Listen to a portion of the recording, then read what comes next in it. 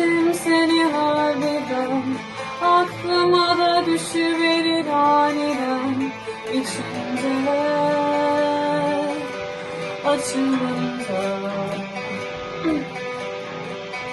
bekledim, sana gelmedim.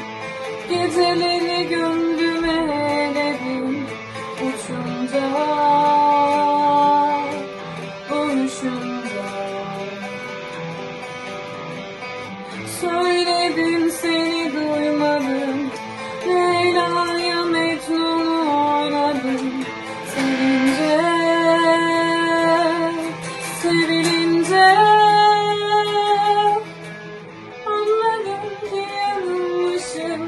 Öylesine yılana sevinmişim. Sen ölünce gömülünce.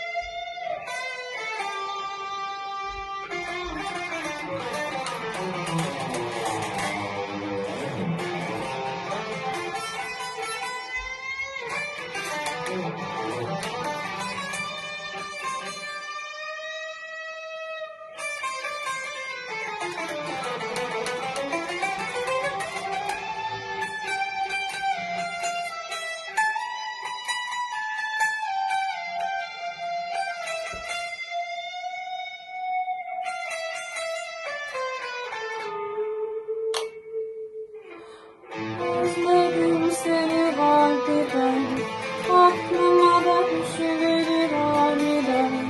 İçimde açılınca